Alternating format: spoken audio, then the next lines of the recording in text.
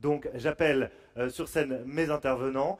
Frédéric Coirier, vice-président du CER, et puis vous pouvez les applaudir parce qu'il faut un petit peu voilà, se remettre un petit peu en selle. Merci Frédéric, bienvenue. Sylvie Géano, la PDG de Dalkia. Sylvie, vous pouvez nous rejoindre sur scène s'il vous plaît. Frédéric Jobert, le secrétaire général adjoint à la planification écologique, que vous connaissez également. Philippe Mauguin, le président directeur général de l'INRAE, que vous connaissez également. Laurent, ce n'est pas fini, vous pouvez continuer s'il vous plaît. Laurence Poirier-Tietz, directrice générale de GRDF. Et enfin Sylvain Wazerman, je les ai fait dans l'ordre alphabétique, président directeur général de l'ADEME, l'Agence de la transition écologique. Donc, des gens qui apparemment se connaissent et s'apprécient. On va voir si, au cours de la conversation, les choses vont rester de même. Je suis sûr que ça va être le cas. Je mentionnais en introduction justement le fait que les bioénergies sont souvent mises de côté quand on évoque la transition énergétique. Pourtant, aujourd'hui, la vraie question n'est pas de savoir si elles doivent jouer un rôle dans la transition, mais bien comment elles peuvent le faire. C'est bien de ça dont on va parler toutes et tous aujourd'hui. Et dans un premier temps, premier tour de table, alors je vais demander évidemment de le faire de la façon la plus concise possible pour éviter de courir après le temps comme le lapin d'Alice au Pays des Merveilles, c'est jamais très agréable. Donc voilà, réponse concise. Je vais commencer avec l'un des scientifiques du panel, Philippe Mauguin. Est-ce que vous pouvez dresser le tableau global, donc sur la planète, le petit globe que l'on voit là posé derrière vous, de la gestion des ressources en biomasse dans le monde, tout ça en 3 minutes. Oui, bonjour à toutes et tous, merci du challenge. Ce que j'ai envie de dire, c'est que la question des bioénergies, de la biomasse, elle est au cœur de l'avenir de la planète et elle est étroitement liée à d'autres gros défis. La sécurité alimentaire mondiale, alors pour les gens qui sont ici aujourd'hui plus orientés transition énergétique, on a pris collectivement conscience ces dernières années que la sécurité alimentaire n'était pas absolument garantie. Sans être trop exhaustif, émeute de la faim 2010-2011, c'est toute une série de raisons. Mais ça rappelle que des désordres alimentaires peuvent entraîner des gros désordres géopolitiques qui ne sont pas sans lien, évidemment, avec la question de l'énergie. Les crises géopolitiques comme celle qu'on connaît en Ukraine, avec la guerre en Ukraine, a remis de la tension, avec des effets inflation, accessibilité aux denrées alimentaires, mais aussi a rendu plus compliqué la production agricole et alimentaire, tension sur les engrais.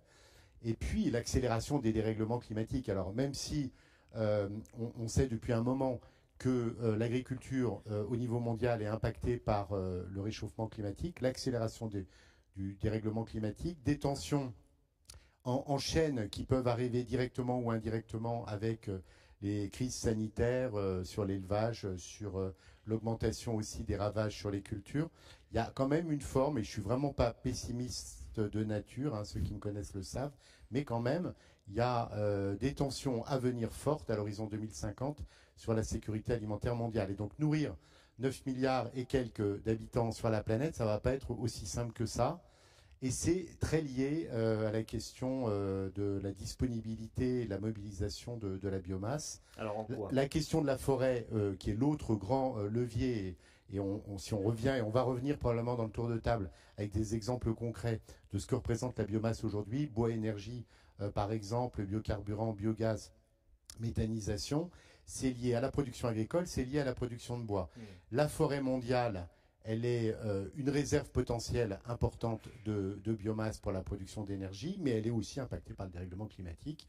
Je citerai 2 éléments, le dépérissement des forêts occidentales et notamment les nôtres, les méga-feux qui se développent dans beaucoup, malheureusement, ces dernières années, le fait que les puits de carbone qu'on attend aussi pour l'équilibre global de la lutte contre le dérèglement climatique ils sont un peu en retard. En fait, ils ont tendance à se dégrader. Donc, je ne suis pas en train de dire qu'on ne va pas mobiliser de la biomasse. On en mobilise beaucoup. En France, à peu près 10%, je crois, aujourd'hui, de la consommation primaire d'énergie. La question, c'est jusqu'à combien on va pouvoir monter cette mobilisation. Dans la SNBC, dans différentes perspectives, il y a évidemment une attente forte de biomasse, à la fois pour de la production de chaleur, pour la substitution du carbone fossile par du carbone renouvelable dans les réseaux de gaz, pour pourquoi pas de la production de carburant aérien. On a quand même du mal à, pour le moment, assurer la transition des transports aériens. On a sur les biocarburants routier, notamment le transport, le fret aussi, un certain nombre d'acteurs qui sont intéressés. Donc il y a des besoins de carbone renouvelable qui sont là, qui tapent à la porte. Et notre job collectivement, et je regarde notamment mon collègue président de l'ADEME qui pourra s'exprimer, c'est en tant que recherche et aussi agence en charge de l'expertise, de s'assurer qu'on va développer des filières biomasse qui ne mettent pas en péril des enjeux majeurs, sécurité alimentaire d'un côté pour l'agriculture, et puis puits de carbone et bonne gestion durable des forêts. C'est pas si simple que ça. C'est pas si simple que ça. Si on veut doubler à l'horizon 2040 ou 2050 la proportion d'énergie renouvelable qui viennent de la biomasse, il va falloir développer des approches qui soient à la fois sobres et circulaires. Pour m'arrêter là. Eh ben, vous me faites une transition parfaite. Il pourra s'exprimer, il va même s'exprimer, Sylvain Waserman, en tant que patron de l'ADEME. Est-ce que vous pouvez, alors votre collègue Philippe Mauguin évoquait le contexte national, est-ce que vous pouvez nous dire quel est l'impact de la biomasse dans les différents scénarios que vous établissez pour la décarbonation ? Oui, bonjour à toutes et à tous. Alors la biomasse, comme on le sait, a un rôle déterminant. Mais sur ce point précis, je voudrais répondre, vu que le contexte est quand même à l'argent public rare, il est important d'utiliser l'argent public là où il a la meilleure efficacité carbone de l'euro investi. C'est une thèse que je vais soutenir auprès de Bercy, à l'envi. Mais quand on regarde aujourd'hui les technologies et les solutions de biomasse, on a des solutions qui sont efficaces. Par exemple, pour vous donner un chiffre, c'est à peu près 36 € à 48 €, ça dépend la tonne de carbone économisée quand on l'investit. Je dis bien quand on l'investit dans du fond chaleur avec de la biomasse. C'est une très bonne performance économique. Et pour vous donner un exemple, si toute la transition écologique était aussi simple que ça et aussi efficace que ça, il suffirait, entre guillemets, de 75 milliards d'euros pour résoudre tous nos objectifs de transition écologique pour 2030. Alors, pourquoi on ne le fait pas ? Donc, mon point, justement, et c'est ce sur quoi on travaille à l'ADEME, c'est de montrer mathématiquement et de prouver l'importance des investissements qu'on fait dans les solutions comme le fonds chaleur notamment, parce que c'est l'une des solutions, bien sûr pas la seule solution, mais l'une des solutions qui a une très bonne efficacité de l'euro carbone investi. Donc ça, c'est important de le dire pour dire que quel que soit le scénario qui viendra à l'avenir, il faut faire des choix. Il faut que ces choix aient un impact majeur. Alors après, il y a plein de complexité dans tout ça. Il faut évidemment raisonner par territoire, ne pas pénaliser les petits territoires par rapport aux gros territoires urbains qui vont avoir une meilleure efficacité. Donc tous ces objectifs doivent être par strate de territoire. Donc il y a toute une complexité, si vous voulez, de la gestion opérationnelle. Mais le fait est que les énergies qui proviennent notamment de la biomasse sont des énergies qui ont le double avantage d'être efficaces économiquement, bien sûr climatiquement, mais aussi de travailler sur notre souveraineté et d'améliorer notre souveraineté. Et au passage, je discutais avec le président du CER tout à l'heure qui me disait finalement ton 75 milliards d'euros, on peut le mettre en regard du déficit de la balance commerciale de l'énergie qui est à 70 milliards d'euros, finalement. Personne ne vous empêchera de le faire ici. Donc voilà. Donc c'est important de positionner ça parce que pour moi aujourd'hui, on a beaucoup d'approches et il y a aussi des revers de la médaille parce qu'aucune énergie n'est parfaite. Il y a des sujets à creuser sur la biomasse. Notamment, on a beaucoup d'études et de travaux scientifiques pour dire il faut qu'on arrive à travailler de l'arbre à la calorie. Parce qu'en fait, on dit la biomasse. Mais en fait, il faut être beaucoup plus fin dans l'analyse. Et en réalité, c'est de bout en bout qu'on peut optimiser l'efficacité carbone et l'efficacité énergétique de ces solutions. Voilà. Donc un point que je voulais dire. Et puis après, je ne sais pas si j'aurai encore l'occasion de parler du GIS ou pas. C'était justement vers là que je voulais vous amener. Donc allez-y. Parfait. Allez-y. C'est important de parler du groupement d'intérêt scientifique. Je sais qu'on a échangé avec Jules tout à l'heure et une impatience légitime d'attendre des résultats de cette démarche. Je veux dire deux choses. Que vous menez avec votre collègue Philippe Mauguin. La première fois qu'on s'est vu sur le sujet, on s'est dit ce ne sera pas un sujet à 3 mois, c'est déjà un sujet à 18 mois. Et ce qui est certain, c'est que ce qu'on essaye de construire, c'est dans un monde où il y a, grosso modo, je le fais court, pas de traçabilité, pas de référentiel et pas de chiffres solides qu'on puisse mettre sur la table, on vise à territorialiser une démarche de gisement et d'usage qui permettent de répondre à une question qui est extrêmement concrète. Quand une entreprise, comme ça a été le cas dans le Grand Est récemment, demande 80 000 tonnes de biomasse pour une solution de décarbonation, est-ce qu'on dit oui ou est-ce qu'on dit non? Et en l'occurrence, la cellule biomasse, pour la première fois, a dit non. Au regard de la ressource dans la région, au regard des potentiels et au regard de l'usage et des priorités d'usage. Donc tout ça, et c'est pour ça que vous pouvez compter sur l'INRAE, sur nous, sur l'ensemble des acteurs de ce groupement, pour faire des travaux solides, scientifiquement opposables, et qui vont avoir la solidité nécessaire pour pouvoir prendre des décisions aussi impactantes, parce que les industriels à qui on va dire non doivent gérer leur décarbonation. C'est parfois une question de survie pour eux, de décarboner leur processus. Donc c'est des sujets importants. Donc on ne peut pas prendre ces décisions à la légère. Aujourd'hui, les cellules biomasse agissent de la meilleure façon possible. Le but du GIS, c'est aussi d'apporter des solutions extrêmement concrètes, au plus proche du terrain, à l'échelon régional. Et une fois qu'on a une idée de la disponibilité, effectivement, il faut effectuer un certain nombre d'arbitrages. Ça, c'est en partie votre rôle au secrétariat à la planification écologique, Frédéric Jobert. On l'entend déjà dans ses premières interventions, il y a une demande de politique publique sur la question.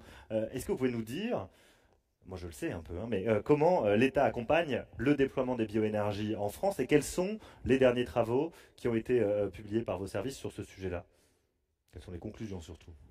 Alors c'est une question qui est beaucoup plus compliquée qu'elle en a l'air en vérité, et d'ailleurs c'est quelque part le premier sujet dont on s'est emparé au SGPE. Compliqué à double titre. D'abord parce que l'État accompagne les bioénergies comme n'importe quelle énergie en fixant les trajectoires. Parce que déjà le verre est à moitié plein, parce que je suis comme vous, je regrette l'absence de PPE officiel et élu, et validé. Néanmoins, les trajectoires, elles sont fixées et on n'a pas les pieds froids sur bioénergie, si je puis me permettre l'expression, avec des trajectoires très importantes. Donc selon vous, elles ne vont pas bouger, elles sont fixées. Globalement, la trajectoire est très forte et très ambitieuse. Plus 40 TWh sur le biogaz, x 2,4 sur la biomasse dans l'industrie, x 4 dans les réseaux de chaleur. Donc il y a plus 10 TWh de biocarburants et encore beaucoup plus si j'intègre l'enjeu que vient d'évoquer Xavier Piagic sur la relocalisation, c'est-à-dire produire plus de biocarburants chez nous. En fait, les trajectoires, elles existent, elles sont en croissance très ambitieuse, extrêmement rapide, avec des objectifs très courts dès 2030. Donc on a une première responsabilité, je dirais, en tant que politique orientée, qui est de fixer un cap. Ce cap, il est là, et maintenant, il reste à aller jusqu'à l'officialiser dans le cadre d'une PPE. Puis ensuite, il y a la question des moyens. Et là, et c'est pas que le cas des bioénergies, mais on a un peu tendance quand même en France à empiler les dispositifs, les plans, les programmes, les dispositions réglementaires. Et en fait, se retrouver un petit peu, essayer de faire une synthèse ou une vision un peu hélicoptère mais finalement, quelles sont effectivement nos politiques publiques aujourd'hui en matière de bioénergie? Ça prend du temps. Donc on a fait ce recensement, on a identifié un peu plus d'une centaine de dispositifs. Les dispositifs budgétaires, Sylvain citait le Fonds Chaleur, mais il y en a d'autres. Il y a eu en partie France 2030, on peut citer le MPR.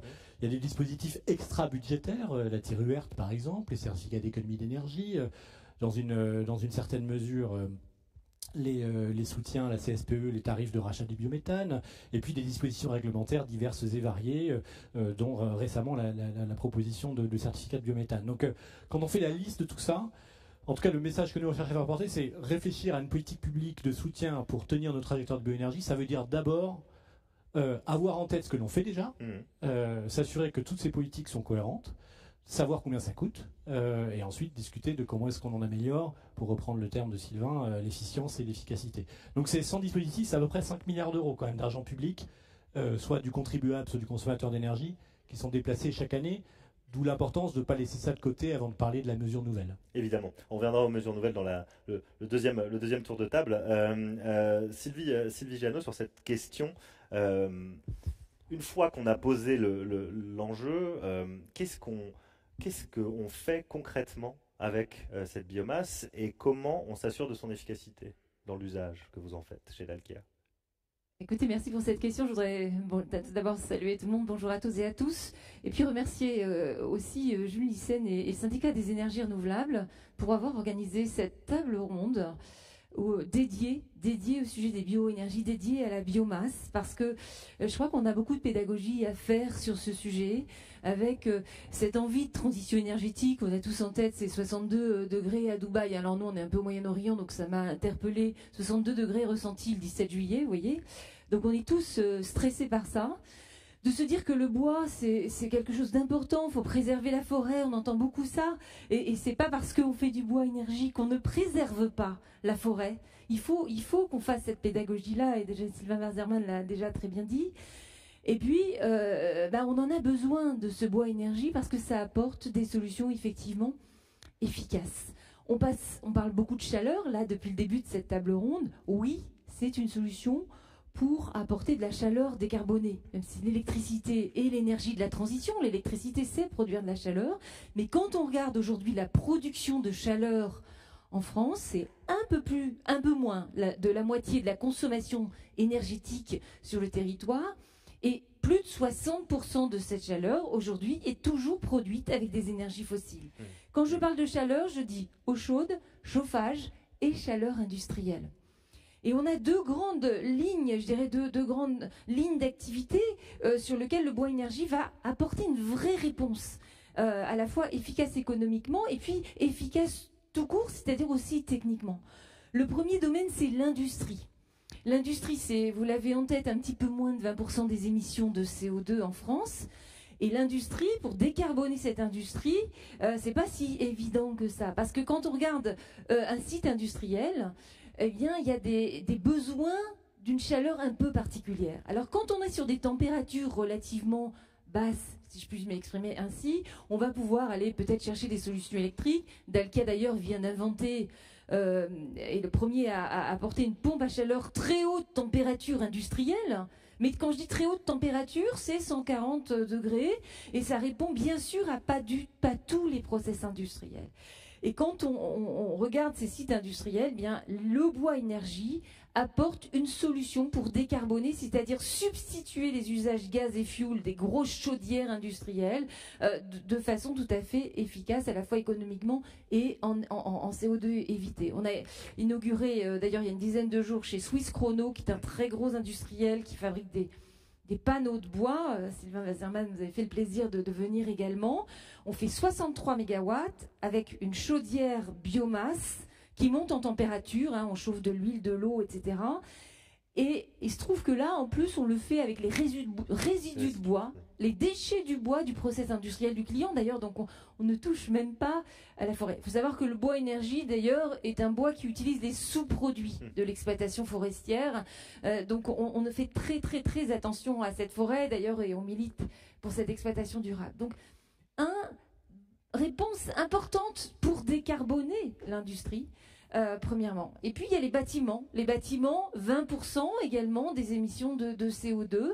Et il y a les réseaux de chaleur, on vient de les citer, sont une solution remarquablement efficace pour décarboner les bâtiments, le chauffage collectif dans les villes, décarboner les territoires en utilisant les énergies du territoire. Alors, oui, il faut regarder localement ce qui se passe.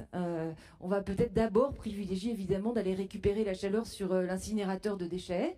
Et puis après, on va compléter par une solution biomasse si la forêt aux alentours le permet et qu'on a cette ressource suffisante avec un fonds chaleur, là encore, qui est totalement nécessaire pour accompagner ces projets-là et qui donne un coût de la tonne de CO2 très efficace économiquement. D'ailleurs, sur l'industrie, on est plutôt sur les appels d'offres dits BCIAT qui ont été lancés, dont là encore, on a un petit point d'interrogation sur comment ça va se passer budgétairement dans les mois à venir. Évidemment, j'appelle de mes voeux le fait que ça continue. Le message est passé, on est filmé, je crois. Frédéric Coirier, je vous voyais au Pinet du Chef pendant l'intervention de Sylvie Géano, puisque vous êtes vice-président du CER, mais également PDG d'une entreprise qui s'appelle Poujoula, que beaucoup connaissent, je pense tout le monde dans cette salle, et que vous avez donc affaire à cette filière, évidemment, bois énergie. Quand on a préparé cette table ronde, vous évoquiez notamment l'importance aussi du soutien public, notamment dans le mix énergétique domestique. Est-ce que vous pouvez nous en dire un tout petit peu plus là-dessus?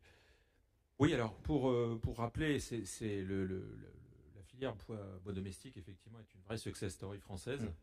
Le marché français, le premier marché européen dans ce domaine, avec à peu près 40% de ces maisons individuelles équipées. Donc et c'est 25% de la chaleur consommée dans le logement. Donc c'est vrai que c'est souvent très diffus, très local. C'est des circuits courts, donc c'est aussi très intéressant. Ça joue un rôle social très important aussi, il faut le rappeler. Mais c'est 25% de tout ce qui est consommé en chaleur, évidemment avec les réseaux de chaleur qui complètent cette partie renouvelable.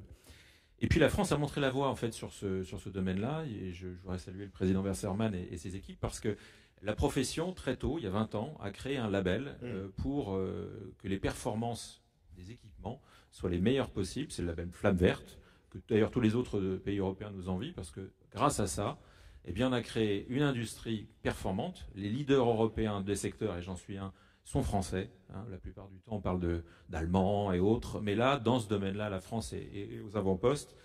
Et on est aujourd'hui rendu à la 7e étoile de ce label. C'est-à-dire qu'il a vécu et il est associé au soutien public, puisque d'une certaine façon, les supports, les crédits d'impôt, la prime rénov' étaient liés au fait d'améliorer de façon permanente les performances des appareils. Donc c'est un circuit vertueux qui s'est construit depuis 20 ans. Puisque en 20 ans, plus on améliore les performances des appareils, moins on a besoin de ressources. Bien sûr. Et en 20 ans, on a fait plus 50% en rendement. D'accord. Considérable.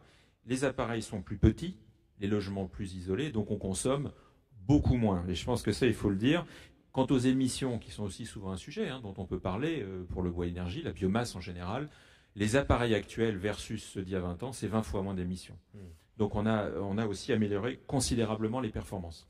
Parallèlement à ça, l'offre combustible aussi se structure.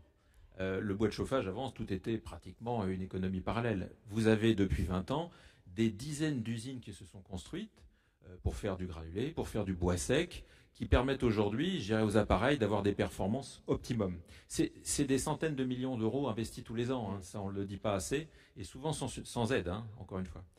Il y a des milliers d'installateurs qui ont été formés. On a mis en place des labels de qualité, RGE, qui aujourd'hui permettent de s'assurer de la performance de ce qui est installé.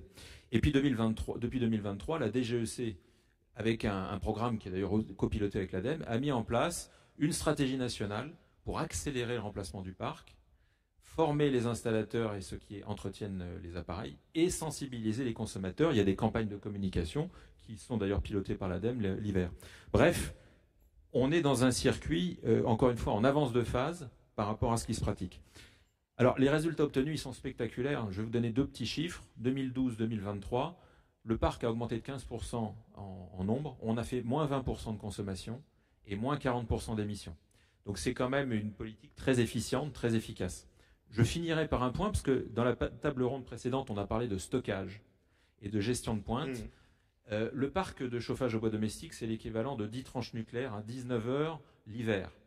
Donc quand on parle d'écrêtement et de capacité à absorber des pointes, et on se souvient de 2022, là aujourd'hui on est moins tendu, mais 2022 c'était extrêmement fort, sans le parc de chauffage au bois domestique, le réseau aurait été encore plus stressé. Le réseau aurait été plus stressé sans vous aussi, a priori, Laurence Poirier-Dietz, sur la question du biogaz. Vous êtes sur, quand on préparait encore une fois cette table ronde, vous me disiez c'est une ressource clé. Qu'en est-il aujourd'hui à l'heure actuelle en France et quelles sont vos perspectives sur le sujet chez GRDF?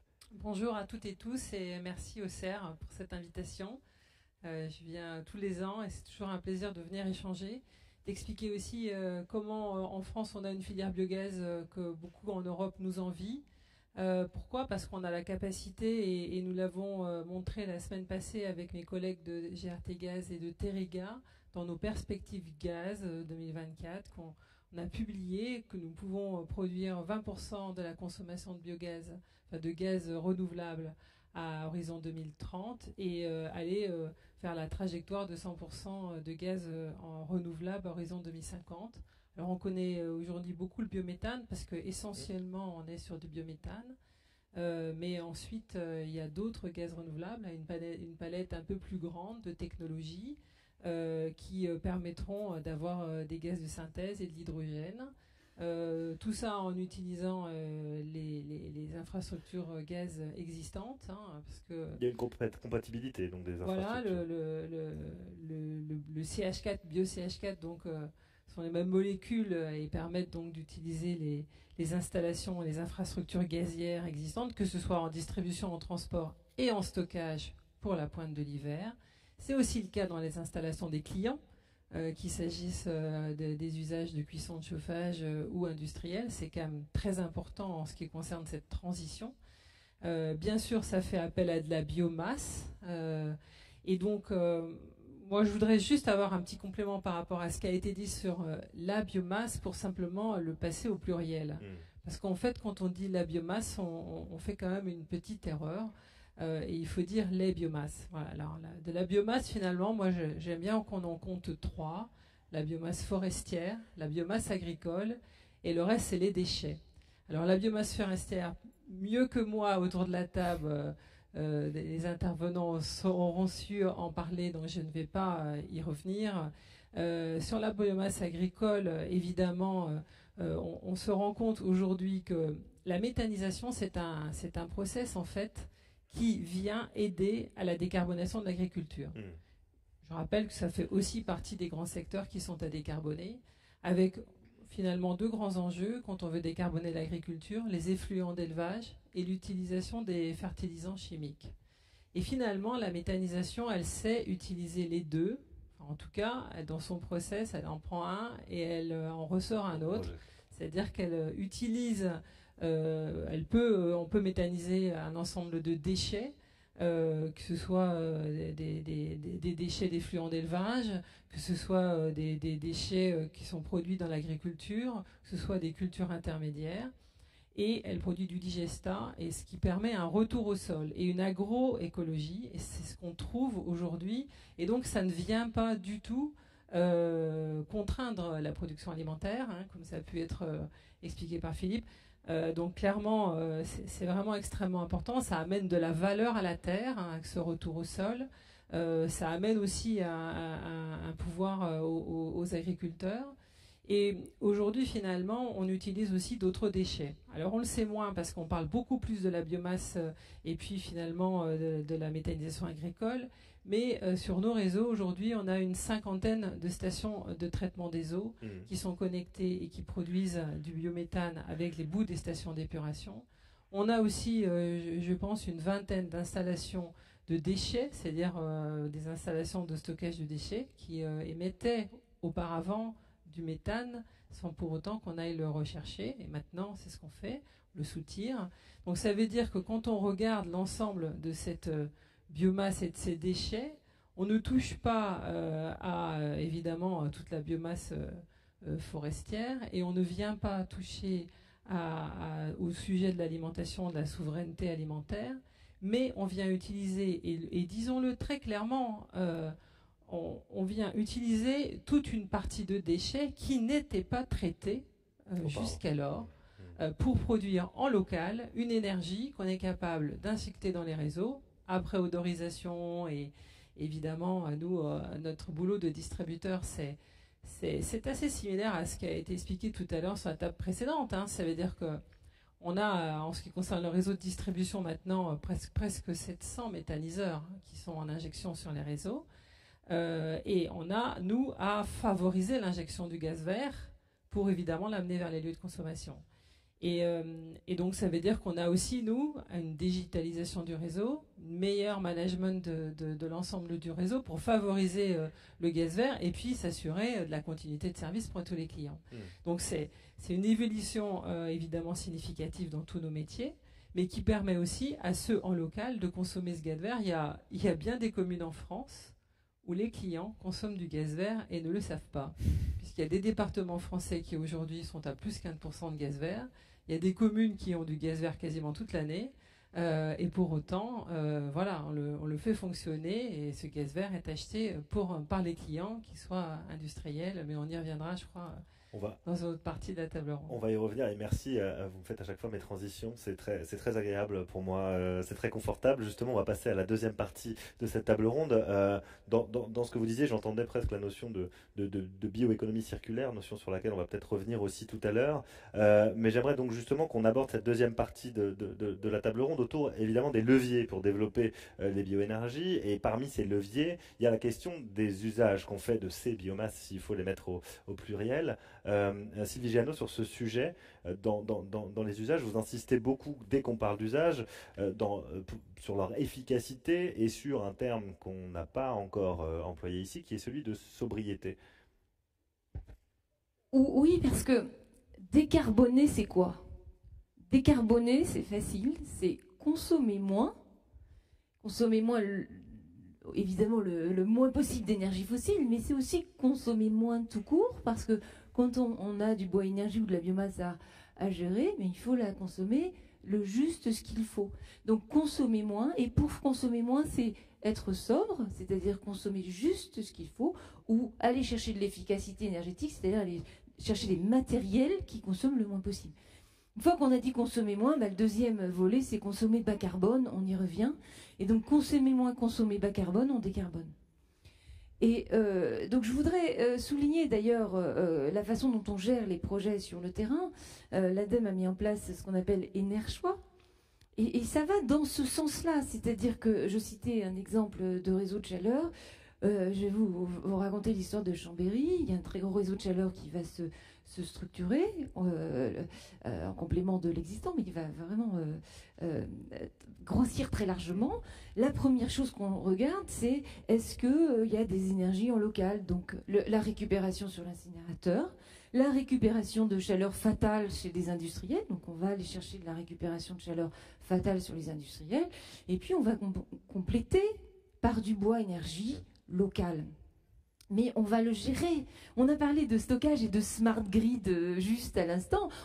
Quand on dit smart grid, on ne pense qu'électrique. Et non, on sait stocker de l'eau chaude. Alors le meilleur exemple, c'est à la maison le ballon d'eau chaude. Mais on fait ça sur les réseaux de chaleur, on fait des énormes stockages d'eau chaude. On va en l'occurrence faire un très gros stockage pour pouvoir toujours consommer la meilleure énergie, la plus bas carbone possible, au meilleur moment. Et quand on fait des installations biomasse, on va aussi aller récupérer la chaleur latente des fumées pour être le plus efficace possible. Ça, c'est un point très important. Et je vais me permettre de faire un petit pas de côté parce qu'il y a une autre énergie qu'on regarde souvent aussi avant le bois énergie, c'est la géothermie. C'est pas exactement de la bioénergie, parce que la bioénergie, quand vous regardez sa définition précise, c'est quand même à partir de biomasse. Mais la géothermie est une magnifique énergie du territoire. Et pour aller chercher l'énergie de la Terre, plus ou moins profondément, il y a différents types de géothermie. Ça pourrait même être, si je fais encore un petit pas de côté de la géothermie, où on va chercher les calories de la mer ou d'eau usée, etc. On a besoin de pompes, et on a besoin de pompes à chaleur pour gérer ces installations-là et injecter et faire du réseau de chaleur ou du réseau industriel. Mais aujourd'hui, quand on valorise ces projets-là, alors les pompes à chaleur, les pompes, ça fonctionne à l'électricité. On revient à l'électrification, énergie de la transition. Et bien cette électricité-là, même si je la mets verte, on ne me la compte pas comme ENR ou bas carbone dans mes projets. Ça ne compte pas. Je fais un petit appel et un petit clin d'œil à... Voilà, donc on ne compte pas cet ENR-là en plus dans mes taux d'ENR sur les projets. C'est un petit clin d'œil, mais je voulais le faire. Donc voilà. Donc vraiment une hygiène de gestion de l'énergie dans nos usages, c'est très important. Et la flexibilité, c'est aussi très important à regarder avec des sujets de stockage et évidemment de pilotage numérique. Le numérique est partout, les systèmes sont connectés. C'est pas parce que c'est du chauffage urbain, c'est pas un peu rustique, mais non, c'est ultra moderne et ce sont également des smart. Et ça renforce l'efficacité. Absolument, absolument. Une efficacité qui est importante. Il faut également aussi être efficace dans les choix qu'on fait, puisqu'on tourne un petit peu autour du sujet, mais c'est vrai que la biomasse par par nature n'est pas infini. Et donc il faut effectivement faire des choix et faire des arbitrages sur l'usage qu'on en fait. On sent bien que effectivement c'est là que ça peut parfois un petit peu tirer. Il y a un concept intéressant qui a été mobilisé notamment dans le cadre du bouclage biomasse 2024 chez vous, Frédéric Jobert. C'est le concept de merit order. Alors est-ce que vous pouvez nous en dire un petit peu plus et nous dire sur le sujet qui nous anime aujourd'hui, les bioénergies, ce qu'il en est et comment vous êtes arrivé aux conclusions qui sont les vôtres? Et qui sont toujours entrés en cours de raffinement et de précision. Notre job, c'est de nous assurer qu'on prend au niveau gouvernemental et local, d'ailleurs, les meilleures politiques publiques pour tenir une trajectoire. C'est quoi une bonne politique publique? C'est une politique publique qui nous permet de rester dans le cadre des trajectoires qu'on a évoquées tout à l'heure. Donc ça implique déjà, je le dis parce qu'on a mentionné sur la question du groupement d'intérêt scientifique, mais de pouvoir se doter de bons outils de mesure pour savoir si ce que l'on fait a un impact et si on va dans la bonne direction. Et en l'occurrence, aujourd'hui, on sait que on va plutôt à la bonne vitesse en matière de bois énergie dans l'industrie, par exemple. On a parlé du bâtiment. On sait qu'on a eu des très bons résultats sur le biométhane ces dernières années, mais ça a tendance à ralentir assez fortement sur les 18 derniers mois. Enfin bref, donc il y a le premier sujet, est-ce qu'on est sur les trajectoires? Et aujourd'hui, la réponse est en demi-teinte. Deuxième sujet, c'est ce que Sylvain évoquait, c'est la question de l'efficience et l'efficacité des dépenses publiques. Troisième sujet, c'est celui qu'on évoquait à l'instant, celui des externalités sur le réseau électrique, par exemple, sur la biodiversité, etc. Et puis le quatrième, c'est celui que vous évoquez. Une bonne politique publique, c'est une politique publique réaliste, au sens où une politique publique qui reste dans le cadre de la réalité qui s'impose à nous. Et donc qui respecte les bouclages physiques, qui sont ceux auxquels on se confronte tous les jours. Donc qui regarde la vérité en face. Or, chacun le sait, les biomasses sont certes des ressources renouvelables, et c'est bien tout l'intérêt, des ressources décarbonées lorsqu'elles sont renouvelables, mais c'est aussi des ressources finies, limitées. Philippe l'a évoqué au début, sur la question globalement de la capacité de nos écosystèmes à produire de la biomasse renouvelable chaque année. Donc comme on est dans le cadre de trajectoires de consommation croissante, de disponibilité de la ressource limitée, ça veut dire qu'il faut forcément piloter, gérer et s'assurer qu'on utilise dans le bon ordre de priorité ces ressources rares, au sens de limité, de biomasse. D'où le concept de merit order. Donc le concept de merit order qui, grosso modo, qui est assez en fait intellectuellement facile à comprendre. Voilà, j'ai des ressources limitées, donc il faut que je me mette dans un ordre de priorité. Si j'ai des biomasses, à quoi je les mets d'abord, avec un argument de existe-t-il une alternative ou pas sur cet usage? On parlait des sources de chaleur alternatives. Quel est l'intérêt pour, je dirais, l'intérêt sociétal de l'usage que l'on cherche à décarboner? Quel est son coût par rapport à l'alternative? On essaie de rationaliser au maximum. On en a proposé une première version l'année dernière grâce au travail interservice.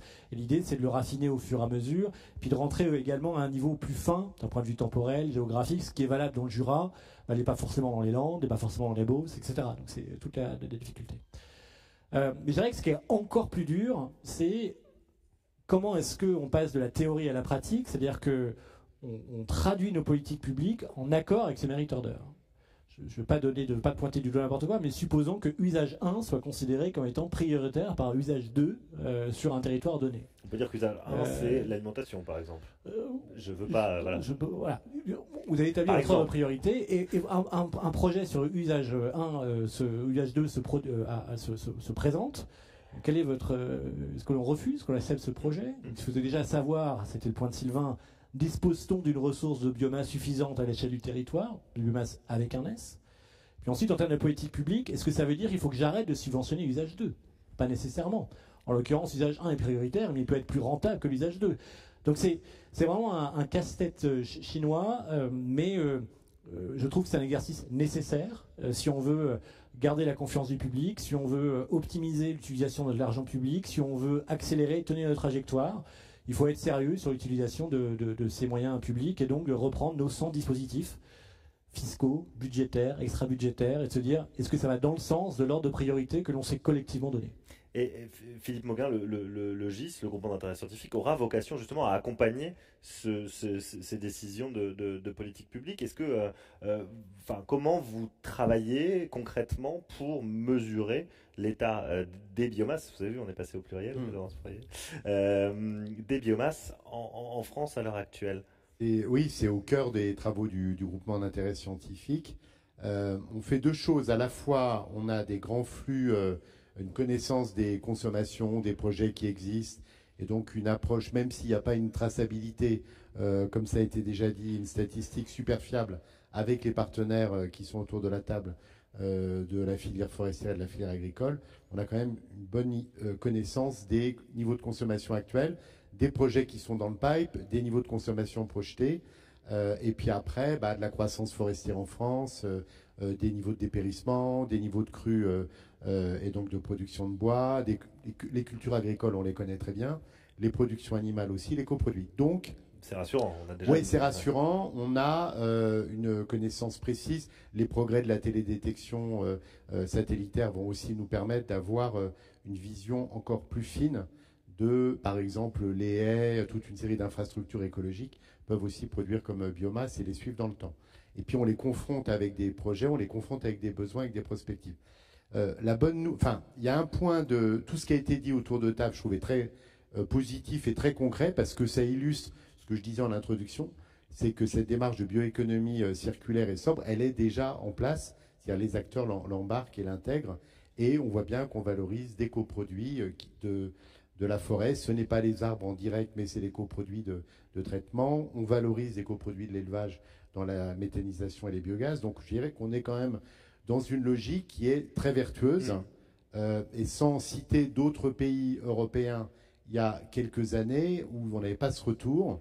On se rappelle du développement fort, notamment en Allemagne, de la méthanisation. Là, on avait quand même des méthaniseurs qui aspiraient du maïs en grande quantité pour le produire finalement dans des conditions assez coûteuses pour les finances publiques allemandes, et ça fait un flop. Donc, on est parti un petit peu après ou plus doucement, mais quelque part, tout ce qui est dit, moi je crois que ce qui nous manque encore, et c'est ça qu'on est en train de développer, c'est une approche territoriale. Ça a été dit dans la précédente table ronde, c'est évidemment valable ici. On revient toujours. C'est un peu la limite de nos statistiques quand on vous dit on produit tant de biomasse agricole, d'élevage, de sous-produits, etc. On a des données nationales et c'est pas ça qui va nous permettre d'optimiser le développement des projets. Donc ce qu'on a, on a développé des outils. Je pense notamment à un outil, on a même créé une start-up là-dessus qui s'appelle Maëlia, pour faire une modélisation fine de tous les flux de biomasse à l'échelle d'un territoire. Donc on l'a fait sur la région Grand Est, on peut le faire sur des territoires à différents niveaux. On va regarder tout ce que j'ai déjà évoqué, c'est-à-dire la production agricole, la production forestière, les usages actuels, la valorisation des déchets ménagers, organiques, et puis on va faire tourner des scénarios de consommation et on va pouvoir tester qu'est-ce qui se passe si j'implante tel ou tel projet agro-industriel, tel ou tel projet de bioénergie. Je pense qu'on n'échappera pas, c'est un peu l'état, la phase 2 de la planification écologique que le SGPE a piloté au niveau national.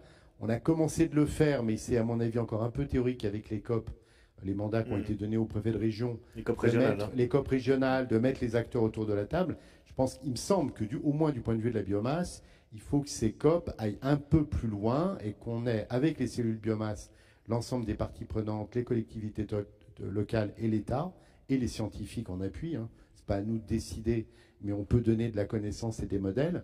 On puisse déployer ces modélisations. Et là, on va se rendre compte que le merit order, qui est a priori, il a pas osé le dire, Frédéric, mais quand même plutôt l'alimentation humaine avant l'énergie, en fait, on ne va pas avoir à faire ce choix-là si on a bien conçu nos projets, parce qu'on va faire de la co-valorisation. Donc on va être dans un projet qui va faire de l'alimentation humaine ou animale intelligente. On va développer des légumineuses, c'est bien pour la transition agroécologique, c'est bien pour les consommateurs et la santé. Quelle est la part de coproduits? Comment elle va être intégrée dans des schémas de production de biogaz ou de production de chaleur, de production d'énergie? Donc en fait, le merit order, le 1, ça va être la covalorisation, plutôt qu'un usage plutôt qu'un autre. Et c'est ça qu'il faut qu'on fasse, avec en plus une vision de durabilité. C'est là que c'est un petit peu compliqué, mais c'est intéressant pour la recherche. C'est que ce qui est covalorisation aujourd'hui en 2025 n'est pas exactement la même chose en 2050. Donc il faut aussi qu'en fonction du temps d'amortissement des projets industriels qu'on va accompagner, ou des projets d'énergie, on puisse se projeter dans les conditions agroclimatiques de 2040-2050. Si j'ai besoin d'eau pour faire des cultures intermédiaires, pour nourrir mes méthaniseurs, il faut être sûr que je l'aurai toujours dans les bonnes conditions en 2040-2050.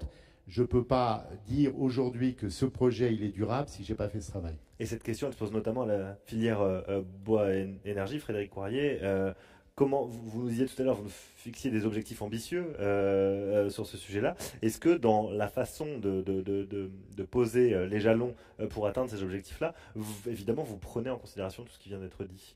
Et si oui, comment? Oui, alors moi j'étais un peu provocateur pour Allez, animer le débat. on est en fin de table ronde. Je voudrais revenir sur le merit order. Moi, je ne suis pas là pour critiquer le travail qui a été fait, parce que c'est effectivement un travail absolument nécessaire, compte tenu des enjeux de long terme. C'est un travail prospectif.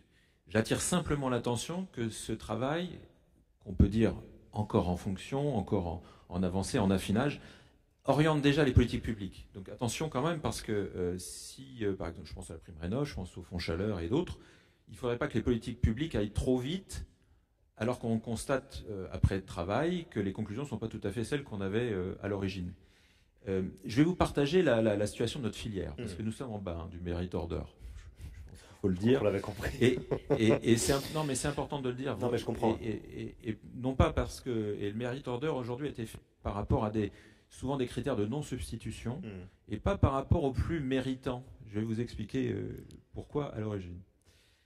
Bon, je vous ai dit tout à l'heure, le chauffage au bois domestique, c'est un quart de la chaleur qui est aujourd'hui consommée renouvelable. Hein, et c'est un complément. Complément avec le gaz, naturel ou bio, complémentaire de l'électrification des usages. C'est quand même un enjeu territorial. Il y a 150 usines quand même en France, un peu partout. C'est une énergie locale. Quand on parle de granulés, c'est souvent la valorisation de la première transformation d'une scierie qui derrière va faire de la cogénération et sécher sa sciure pour faire du granulé, ce qui la rend beaucoup plus compétitive. Et quand on parle de bois bûche, c'est la partie peu noble de l'arbre qu'on va exploiter après avoir vendu la partie noble pour la construction, le parquet, etc. Le bois énergie n'est pas la première source, rappelons-le, de valorisation du bois. C'est un complément, par contre, indispensable parce que c'est la plus grosse volumétrie du bois. Donc il y a 30 000 emplois aussi en France. C'est des investissements tous les ans, encore une fois. Il y a d'énormes efforts qui ont été faits en recherche et développement. Je vous disais tout à l'heure, plus 50% de rendement en 20 ans. Bref, on fait des avancées. 2012-2023, plus 15% de parc, moins 20% de consommation. On projette aujourd'hui 23 à 35, qui est un des échelons retenus par notamment les politiques publiques. On va être capable de chauffer 30% de logements supplémentaires en consommant de nouveau 15% de moins et en émettant 3 fois moins. Donc il y a des marges de progression. On va être capable, avec une consommation moindre, de produire autant de chaleur renouvelable sans, encore une fois, conflit. Moi, on m'a toujours appris que généralement on récompensait les plus méritants. Qui peut dire autant? Je dirais, ça veut dire qu'en 20 ans, on va être capable de chauffer 50% de logements en plus en consommant un tiers de moins.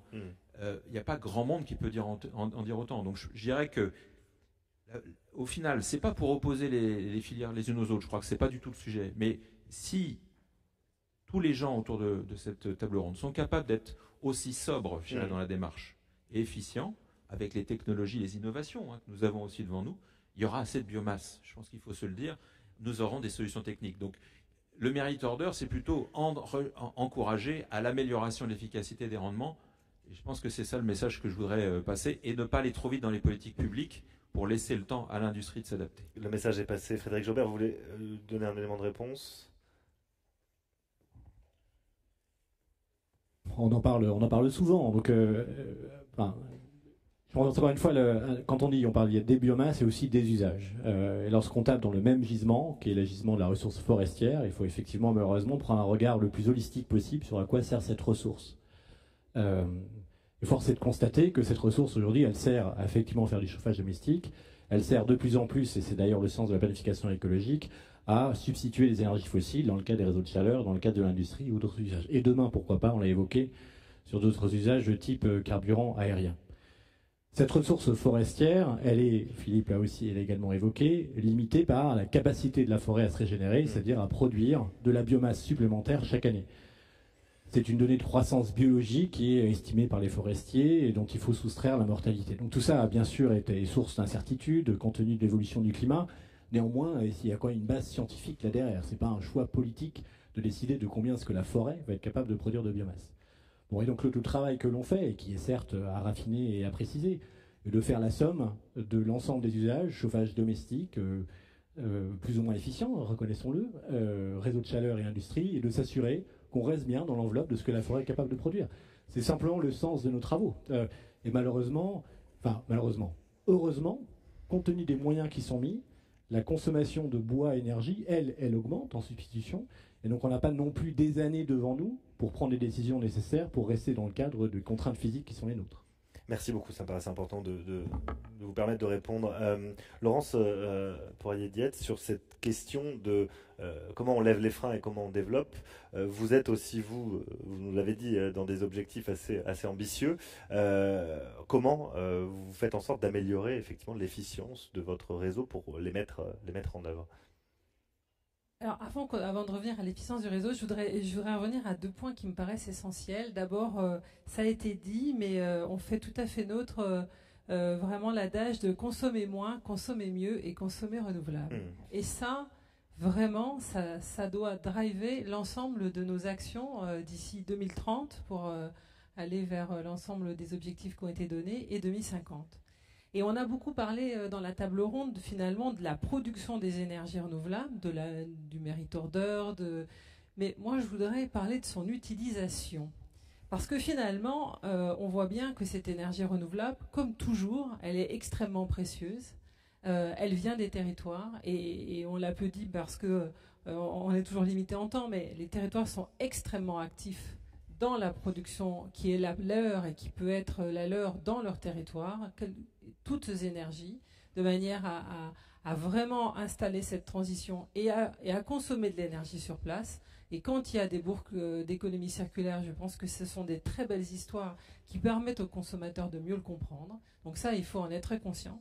Et là où je voudrais à mon tour mettre un petit pavé dans la mare, c'est que ces économies faites sur la sobriété, l'efficacité énergétique, on ne peut pas les gaspiller en faisant une mauvaise utilisation des énergies renouvelables.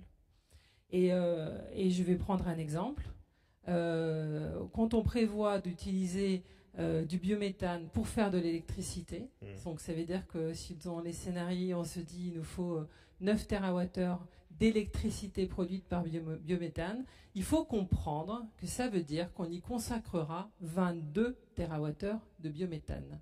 Et donc, quand on dit qu'on mettra 22 TWh de biométhane pour faire 9 TWh d'électricité, évidemment parce que le rendement n'est pas bon, ça veut dire que quoi? On a gaspillé 13 TWh de biométhane. Et ça, eh bien moi, je ne crois pas qu'on en ait les moyens. Et je ne crois pas que ce soit le moment. Parce que la décarbonation, ça a été dit ce matin par François Gémen, elle doit se faire et on doit aller vers une décarbonation qui se fait tous les jours. Et tous les jours, ce qu'on décarbone, une tonne décarbonée, c'est une tonne qui n'influe pas sur le climat de 2030 et de 2050. Donc ça veut dire qu'aujourd'hui, on a tous ensemble à réfléchir à la meilleure production de cette ENR, mais à sa meilleure utilisation et à inciter les Français, les collectivités locales, les entreprises à aller vers ça. Et nous sommes nombreux, nous, opérateurs, industriels, à avoir des savoir-faire, que ce soit dans la production des énergies, dans l'efficacité énergétique, dans l'accompagnement des clients, pour réussir cela. Et ça, je pense que ça fait partie des fondamentaux qu'il faut vraiment se mettre dans la tête, parce que sinon, on ne réussira pas. Encore une fois, le message est passé. On va malheureusement devoir conclure. C'est passionnant, comme je le disais en introduction. Vous avez vu, c'est vraiment passionnant. Sylvain Waserman, je vais vous laisser le loisir de conclure cette table ronde autour de justement cette question du local et des territoires. On a dit que beaucoup de choses se passaient dans le local et les territoires. Notamment l'innovation locale. Comment vous, à l'ADEME, a priori sur cette question des bioénergies, vous avez du pain sur la planche dans les prochaines années, comment vous intégrez ça, cette question des territoires, et comment vous les associez à cette réflexion-là? Il y a 2 mots importants qui ont été prononcés, c'est sobriété, et vous savez que l'énergie a une chance, c'est que c'est pas indécent de parler de sobriété dans le domaine de l'énergie.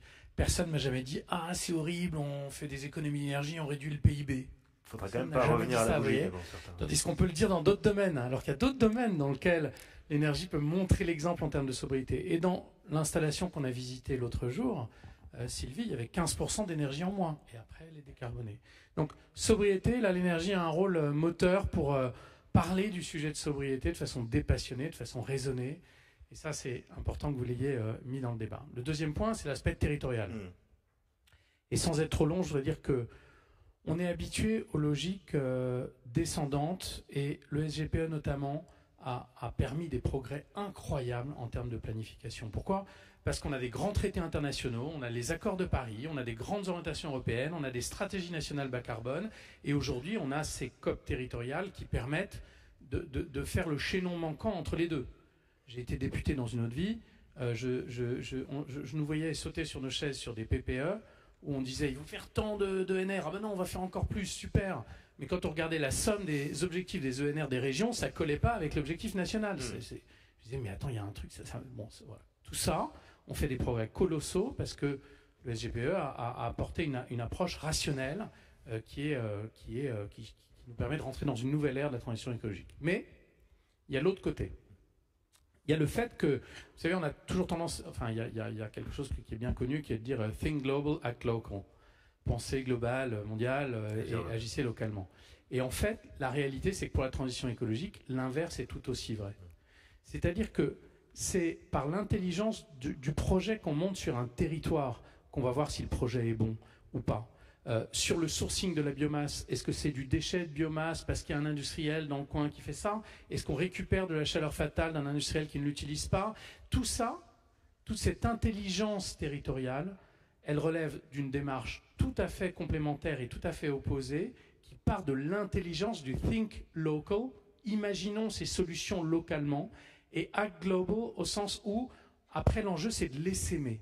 Donc le rôle de l'ADEME, c'est ça, c'est d'accompagner aussi les territoires dans l'émergence de ces formes nouvelles d'innovation qui ne peuvent être conçues qu'au niveau du territoire, et après de travailler sur ce qu'on appelle l'essaimage, c'est-à-dire pas seulement le partage des bonnes pratiques, mais la possibilité de modéliser ces réussites-là, de cibler là où elles pourraient être pertinentes et d'accompagner leur diffusion. Donc voilà ce que je vais dire sur le sujet. On a tous compris, la transition écologique, elle sera territoriale ou elle ne sera pas. Et donc on a tant d'exemples dans nos vies à tous pour montrer que c'est aujourd'hui une réponse territoriale qu'on doit faire et que c'est de là qu'on peut réussir la transition écologique, sans diminuer bien sûr l'indispensable rôle de l'État. Et c'est la première démarche que j'indiquais tout à l'heure, et cette deuxième démarche qui nous permettra enfin de réussir nos objectifs de transition écologique. Merci beaucoup à vous pour cette conclusion. Merci à l'ensemble des intervenants et des intervenantes.